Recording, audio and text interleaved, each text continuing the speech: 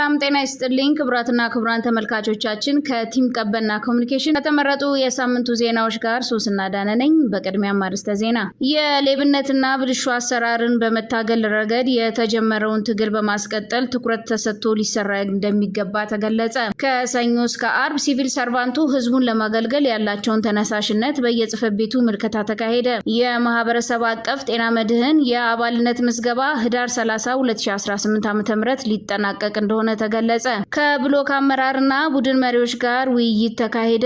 የመማር ማስተማር የአገልግሎት አሰጣጥ መማክርት ጉባኤ ተመሰረተ። ወደ ዝርዝሩ እናልፋለን። አብራችሁን ቆዩ። የሌብነትና ብልሹ አሰራርን በመታገል ረገድ የተጀመረውን ትግል በማስቀጠል ትኩረት ተሰጥቶ ሊሰራ እንደሚገባ ተገለጸ። የአራዳ ክፍለ ከተማ ወረዳ 7 አስተዳደር ጠቅላይ ሚኒስትሩ ካስቀመጡት ግቦች መካከል የመቀነስ ግብ አካል የሆነውን የሌብነትና ብልሹ አሰራር ዙሪያ ከወረዳው ሰራተኞች ጋር ውይይት አካሄደ። የግንዛቤ ማስጨበጫ ስልጠናውን የሰጡት የአራዳ ወረዳ 7 የብልጽግና ፓርቲ ቅርንጫፍ ጽህፈት ቤት ምክትልና የፖለቲካ ዘርፍ ኃላፊ አቶ ጀሪኛ ግርማ ሲሆኑ በመተባበር የሌብነትና ብልሹ አሰራርን በመታገል መቅረፍ እንደሚገባም ተናግረዋል። በመድረኩ ተገኝተው ንግግር ያደረጉት የወረዳው ዋና ስራ አስፈጻሚ አቶ ፀሐዬ ብርሃኑ እንደተናገሩት እንደ መንግስት በቁርጠኝነት ሌብነትና ብልሹ አሰራርን በጋራ በመታገል የመንግስት ሰራተኛው ሚና ከፍተኛ መሆኑን ገልጸው ሙስናና ብልሹ አሰራርን የሚጸየፍና በስነ ምግባር የታነጸ ትውልድ መፍጠር እንደሚገባም ተናግረዋል። ብልሹ አሰራርና ሌብነት ላይ ለማህበረሰቡ ግንዛቤ በመፍጠር ቀድሞ መከላከል ያስፈልጋል ያሉት አቶ ፀሐዬ ብርሃኑ የመንግስት ሰራተኛው የተሰጠውን የህዝብ አደራና ኃላፊነት በመጠቀም የሚሰሩ የልማት መልካም አስተዳደር ስራዎችን ከሌብነትና ከብልሹ አሰራር የጸዳ እንዲሆን በጋራ መስራት ያስፈልጋል በማለት ገልጸዋል። የአራዳ ክፍለ ከተማ ወረዳ 7 ዲሞክራሲ ስርዓት ግንባታ ጽህፈት ቤት ኃላፊ አቶ ሌሊሳ ፊጤ በበኩላቸው ሙስናን ባህሪያት በመረዳት በተቋም ደረጃ ሙስናን መከላከል ስልቶችን ተግባራዊ በማድረግ የመንግስትና የህዝብ ሀብት ለታለመለት ዓላማ እንዲሆን በተቀናጀ መልኩ መስራት እንደሚገባም ገልጸዋል። የውይይቱ ተሳታፊዎች በሌብነትና በብልሹ አሰራር ላይ የሰራተኛው ሚና ከፍተኛ መሆኑን በመግለጽ ለትግል የተፈጠረውን ምቹ ሁኔታ በመጠቀም በጋራ መታገል እንደሚገባም አንስተዋል። ከሰኞ እስከ አርብ ሲቪል ሰርቫንቱ ህዝቡን ለማገልገል ያላቸውን ተነሳሽነት በየጽህፈት ቤቱ ምልከታ ተካሄደ።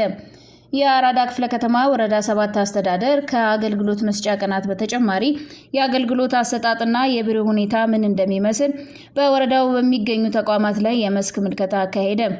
የመስክ ምልከታውን ያካሄዱት የወረዳው ዋና ስራ አስፈጻሚ አቶ ፀሐዬ ብርሃኑ ሲሆኑ በጉብኝቱ ወቅት እንደገለጹት የወረዳችን የህብረተሰባችን እርካታ ከፍ ወዳለ ደረጃ ለማድረስና የመልካም አስተዳደር ችግሮቻችንን ለመቅረፍ ምቹ ተቋማትን በመገንባት የአገልግሎት ፍጥነትና ጥራትን በመጨመር ፍትሃዊ የሆነ አገልግሎት ለህብረተሰቡ ተደራሽ እንዲሆን ከአገልግሎት ቀናት በተጨማሪ ሌሎች የስራ ቀናትንም እንዲሁ በተመሳሳይ መልኩ በተቀላጠፈ ሁኔታ አገልግሎት መስጠት እንደሚያስፈልግም ገልጸዋል።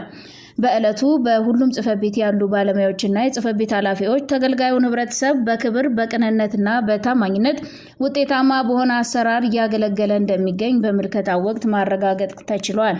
የማህበረሰብ አቀፍ ጤና መድህን የአባልነት ምዝገባ ህዳር 30 ሊጠናቀቅ እንደሆነ ተገለጸ። የማህበረሰብ አቀፍ ጤና መድህን የአባልነት ምዝገባና የነባር አባላት እድሳት ህዳር 30 2018 ዓ.ም እንደሚጠናቀቅ የአራዳ ክፍለ ከተማ ወረዳ 7 አስተዳደር ስር የሚገኙት የቀበና ጤና ጣቢያና የአባሪ ጤና ጣቢያ ገለጹ። የቀበና ጤና ጣቢያ ሜዲካል ዳይሬክተር የሆኑት አቶ ታመነ መርገኒ እንደገለጹት መንግስት የህብረተሰቡን የጤና አገልግሎት ፍትሃዊ ተጠቃሚነት ለማረጋገጥ ከሚያከናውናቸው ተግባራት መካከል የማህበረሰብ አቀፍ ጤና መድህን አንዱና ዋነኛው መሆኑን ገልጸው በዚህም በተቀናጀ መንገድ ከጥቅምት 1 2018 ጀምሮ የነባር አባላት እድሳትና የአዲስ አባላት ምዝገባ ሲያካሂድ መቆየቱንና የአባልነት ምዝገባው ህዳር 30 2018 ዓ.ም እንደሚጠናቀቅ ገልጸው ህብረተሰቡ የጤና መድህን ሽፋን ያለውን ጉልህ ፋይዳ በመገንዘብ የአባልነት ምዝገባና የነባር አባላት እድሳት በቀሩት ቀናት እንዲያጠናቀቅ አሳስበዋል። ከብሎክ አመራርና ቡድን መሪዎች ጋር ውይይት ተካሄደ። በአራዳ ክፍለ ከተማ ወረዳ 7 አስተዳደር ሞዴል ብሎክ ብሎም ሞዴል ወረዳ ለመፍጠር ከወረዳው የቡድን መሪዎችና የብሎክ አመራሮች ጋር ውይይት ተካሄደ። በውይይት መድረኩ ላይ የወረዳ 7 ዋና ስራ አስፈጻሚ የሆኑት አቶ ፀሐዬ ብርሃኑ ሞዴል ወረዳ ለመፍጠር አመራርና ፈጻሚውን አካል በማቀናጀት በወረዳው በሚገኙ 24ቱም ብሎኮች የፋይዳ መታወቂያ ምዝገባ፣ የጤና መድህን እድሳት ስራ፣ የብሎክ የመልካም አስተዳደር ችግሮችና የጸጥታ ስራዎች እንዲሰሩ የስራ አቅጣጫም ሰጥተዋል። የመማር ማስተማር የአገልግሎት አሰጣጥ መማክርት ጉባኤ ተመሰረተ።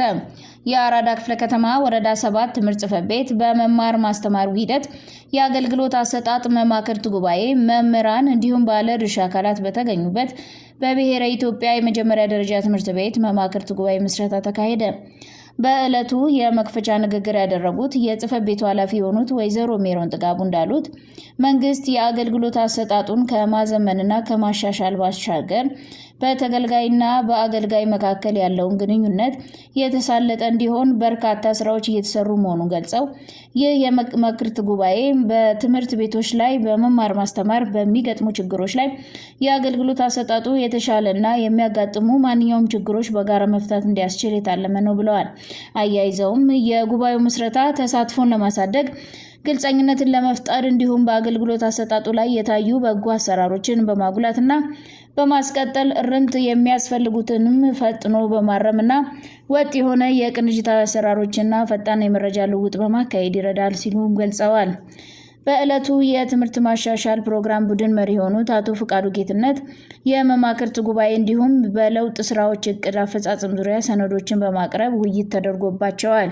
ከዜናዎቹ ጋር አብራችሁን ስለቆያችሁ እናመሰግናለን። በቀጣይ ሳምንት ከሌሎች ከተጠናከሩ ዜናዎች ጋር እስከምንገናኝ ቸርን ሰንብት።